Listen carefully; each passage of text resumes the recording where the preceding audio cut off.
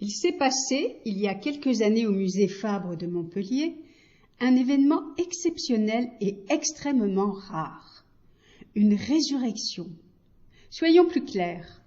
Le musée possédait dans ses collections un tableau intitulé Vénus et Adonis que François-Xavier Fabre avait acheté à Rome et offert à son musée en 1825. Le peintre, auteur de l'œuvre, est une figure remarquable de l'histoire de l'art, un artiste majeur du XVIIe siècle. Il s'agit de Nicolas Poussin, un Français originaire de Normandie, qui passa l'essentiel de sa vie à Rome au service des plus grandes personnalités de son temps. Il fut soutenu lors de ses débuts difficiles par un mécène devenu son ami, Cassiano dal Pozzo, érudit, antiquaire et collectionneur, secrétaire du cardinal Barberini, futur pape Urbain VIII. Cette relation a son importance, comme nous le verrons par la suite. De l'autre côté de l'Atlantique, au Metropolitan Museum de New York, était exposé depuis 1991 un autre tableau de Nicolas Poussin, intitulé « Paysage au Dieu fleuve », propriété d'une Américaine qui l'y avait mise en dépôt. Les deux œuvres déroulaient tranquillement leur vie, chacune de leur côté, jusqu'à ce qu'un historien de l'art britannique, Clovis Whitefield, spécialiste internationalement reconnu de la peinture italienne du XVIIe siècle, détecta une remarquable parenté entre les deux tableaux. Conforté par un patient travail de recherche sur les inventaires de la collection dal Pozzo, il eut l'intuition qu'à l'origine, ces deux peintures n'en étaient qu'une, destinée à un dessus de porte, ce qui expliquait son format particulièrement allongé. Il fallait bien sûr le vérifier, et l'intuition devint évidence lorsque l'on rapprocha les deux parties de l'œuvre. Un Poussin avait été ressuscité.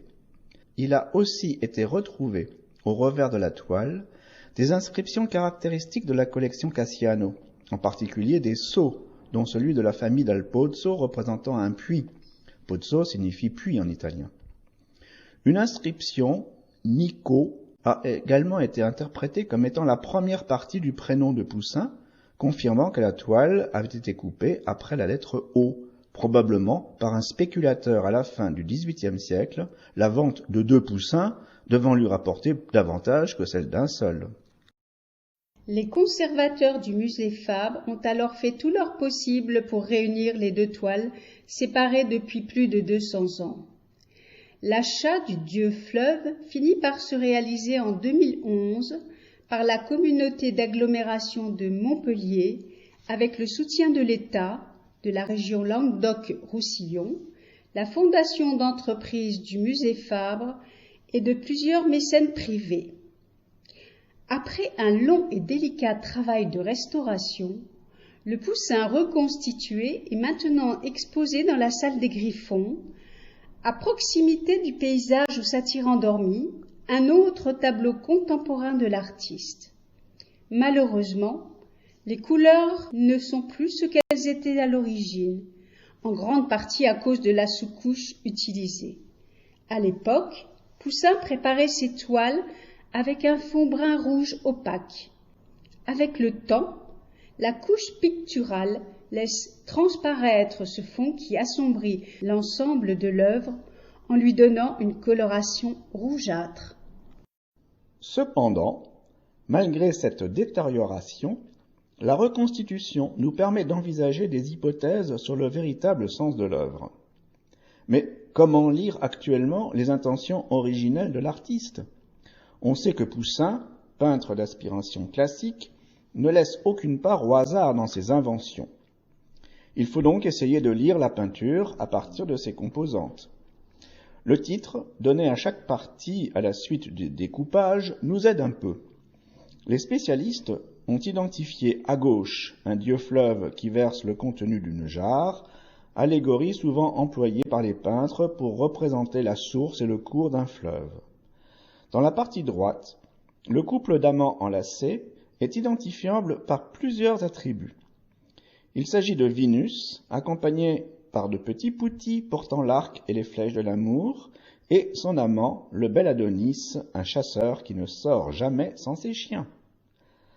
Leur histoire est un thème à la mode, connu parfaitement de tous les lettrés de l'époque. Poussin, peintre de la délectation, n'hésite donc pas à leur offrir une évocation de la naissance peu banale d'Adonis. Ovide l'a raconté dans ses Métamorphoses. Voici un petit extrait de cette légende.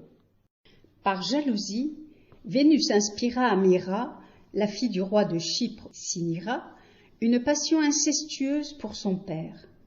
Par une nuit très sombre, avec la complicité de sa nourrice, la jeune fille parvint à ses fins, et elle conçut un enfant de Cinyra. Lorsque ce dernier prit conscience de cette situation délicate, fou de colère, il saisit une épée pour tuer sa fille. Mais Vénus, repentante, changea promptement Myrrha en arbre, et l'épée du roi, en s'abattant, fendit le tronc en deux. Le jeune Adonis, nouveau-né, en sortit. N'est-ce pas cette naissance singulière que Poussin a peinte sur la droite du tableau, avec ces arbres s'ouvrant en forme de V, entre lesquels jaillit un bambin en présence de deux autres amours, évoquant peut-être Myrrha et Cinyra? Enfin, la mort prochaine d'Adonis, tué par un sanglier lors d'une partie de chasse, est également lisible sur le tableau, signifié par un soleil rougeoyant dardant ses derniers feux. Mais, réunie avec le dieu fleuve, l'histoire des deux amants n'est plus qu'un élément du sujet principal. Poussin, le peintre des idées, avait probablement autre chose en tête. On ne le saura probablement jamais avec certitude, mais il est possible de tenter une interprétation. Le format particulièrement allongé du tableau aurait-il incité l'artiste à entreprendre une représentation symbolique de la vie dont le cours du fleuve serait le support? Plusieurs indices semblent le confirmer. La lecture se faisant habituellement de gauche à droite, la naissance serait figurée par l'écoulement de l'eau sortant de la jarre du dieu fleuve. C'est la source de la vie. Au-dessus, un ciel bleu, serein, parcouru de quelques nuages blancs, éclaire la période insouciante de la jeunesse. En suivant le fil de l'eau, un autre récipient renversé, à côté d'un couple de jeunes gens se baignant, suggère un affluent, symbole de rencontre. Un peu plus loin, un village d'où émerge un toit et le clocher d'une église évoque l'apport de la civilisation, de l'éducation, de la religion. Vers la droite, un cavalier entreprend des voyages instructifs et formateurs, mais il doit aussi surmonter les problèmes de la vie. La montagne que doit franchir le voyageur est judicieusement placée pour nous le rappeler. Parallèlement, le ciel s'assombrit, des nuages gris apparaissent, le climat n'est plus aussi paisible. Mais, tant bien que mal, l'existence se poursuit, avec un temps pour le travail et un temps pour le repos, comme nous le fait remarquer le petit personnage allongé à l'ombre d'un arbre. Arrive un événement capital, représenté par le couple enlacé. Vénus n'est-elle pas la déesse de l'amour et Adonis l'image de la beauté? Comment pourrait-on mieux personnaliser l'expression de la passion portée aux beaux-arts? C'est le moment de se souvenir du commanditaire, Cassiano dal Pozzo, érudit, s'intéressant à l'art, aux sciences. Il y a là une belle occasion de donner à ce mécène cultivé le moyen de se reconnaître dans le personnage d'Adonis. Et pour Poussin, une belle opportunité de remercier subtilement son bienfaiteur.